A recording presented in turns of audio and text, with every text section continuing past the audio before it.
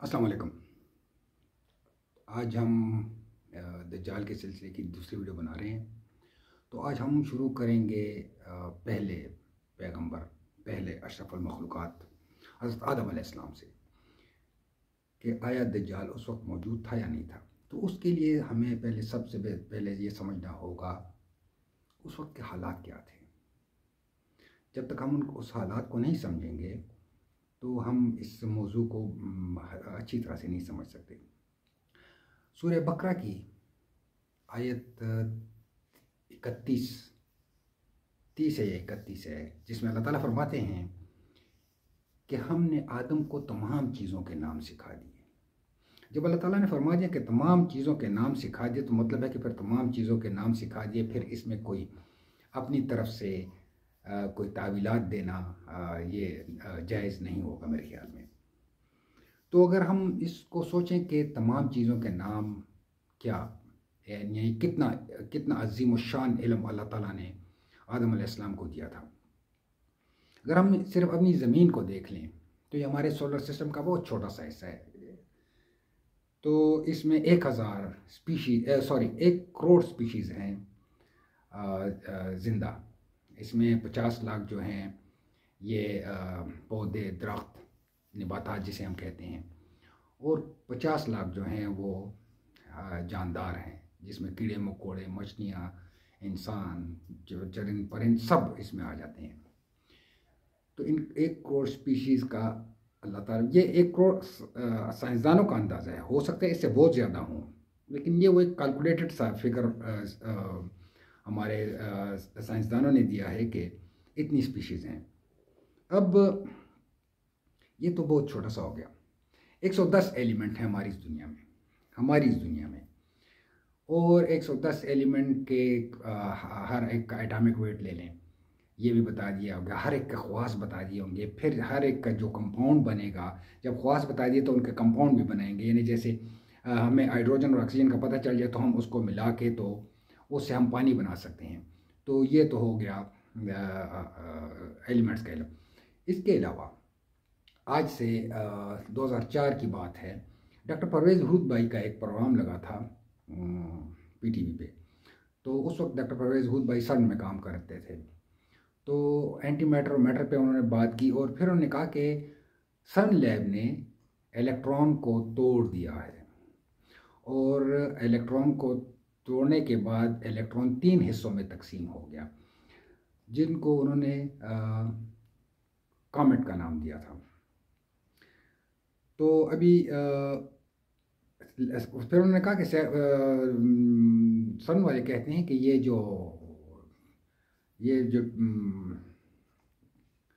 Comet जो टूट गया है, इलेक्ट्रॉन जो 3 हिस्सों में तकसीम हो गए, तो ये फर्दर तकसीम हो गए। फिर चंद साल पहले मुझे पता चला कि उसको भी तोड़ दिया गया, वो 4 हिस्सों में तकसीम हो गया। उसको शूटर का नाम दिया गया है, लेकिन अभी तक हमें उस बुनियादी ज़र्रे तक नहीं पहुंच सके, जिसके मुतालिक कुरान पाक में अल्लाह ताला फरमाते हैं कि अल्लाह जानता है जो कुछ ज़र्रे के नीचे है, जो कुछ ज़र्रे के ऊपर है।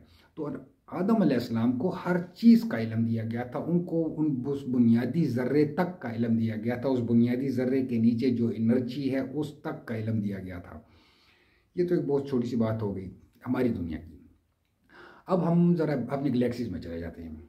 हमारी इस गैलेक्सी में 10 अरब स्टार्स हैं। 10 अरब स्टार के कितने प्लैनेट्स होंगे, फिर उसके कितने मून्स होंगे, फिर कितने उसमें ब्लैक होल होंगे, हमारी जो गैलेक्सी का मरकज़ है वो किन बुनियादी अनासर से बना होगा, हमारी दुनिया में जो सेंटर ऑफ द अर्थ है और जो सूरज का सेंटर है वो किन बुनियादी ज़रात से बने होंगे। तो ये तो होगी हमारी गैलेक्सी। फिर हमारी गैलेक्सी हमारे क्लस्टर का एक बहुत छोटा सा हिस्सा है। हमारी गैलेक्सी की जो वसत है वो 70,000 लाइट ईयर, नूरी साल, 70,000 नूरी साल, एक सिरे से दूसरी सिरे तक। और ये इस कायनात का बहुत छोटा सा हिस्सा है, यानी यूँ समझें कि कोई वक़ीयत नहीं है इसकी। तो हमारी ये गैलेक्सी जो है क्लस्टर का एक बहुत छोटा सा हिस्सा है। ऐसे बेशुमार गैलेक्सीज जो हैं वो हमारे क्लस्टर में घूम रही हैं, क्लस्टर के मरकज़ के गिर्द। और हमारा क्लस्टर जो है ये एक सुपर क्लस्टर में घूम रहा है कायनात के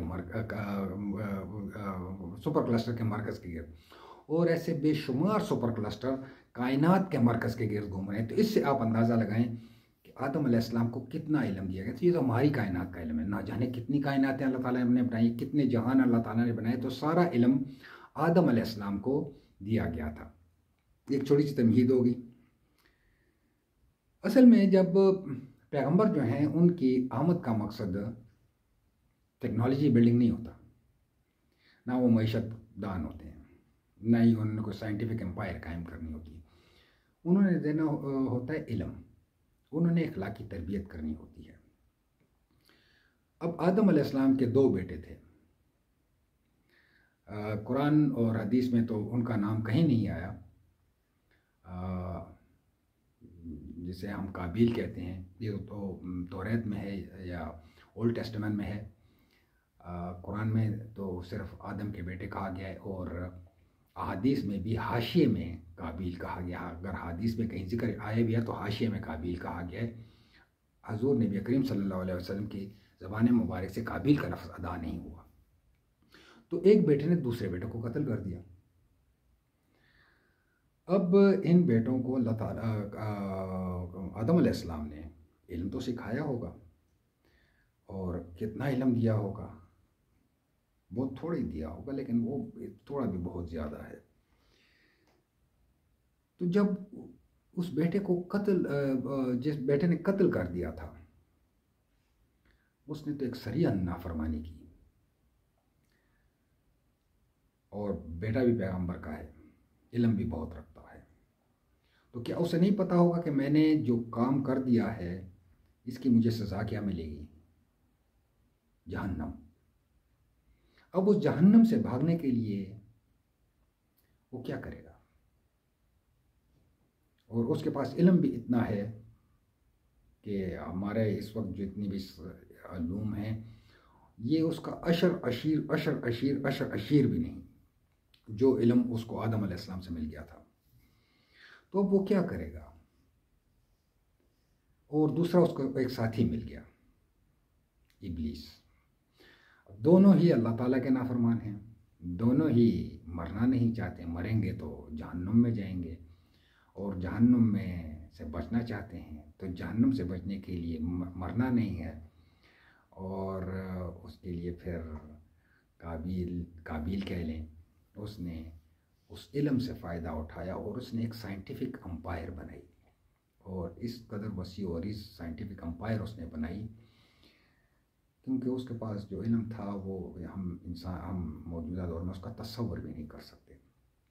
तो उसने एक साइंटिफिक अम्पायर बनाई, और उस साइंटिफिक अम्पायर बनाने का मकसद ये था कि जो इंसान की 1000 साल की ज़िंदगी है, इस बैरियर को क्रॉस कर जाए। तो उसकी अपनी औलादें भी हुई, फिर उसने शीस अलैहिस्सलाम की औलाद से भी, जो शीस अलैहिस्सलाम की जो औलाद थी उनसे भी लोगों को कैप्चर मैं कहूँगा, इसको अगवा नहीं कहूँगा, कैप्चर करना शुरू कर दिया। तो उनको भी उसने इस्तेमाल किया, क्योंकि उसकी ये जो एम्पायर थी ये इस कदर बड़ी थी, ये साइंटिफिक एम्पायर, कि उसके लिए बहुत ज़्यादा मैन पावर की ज़रूरत थी।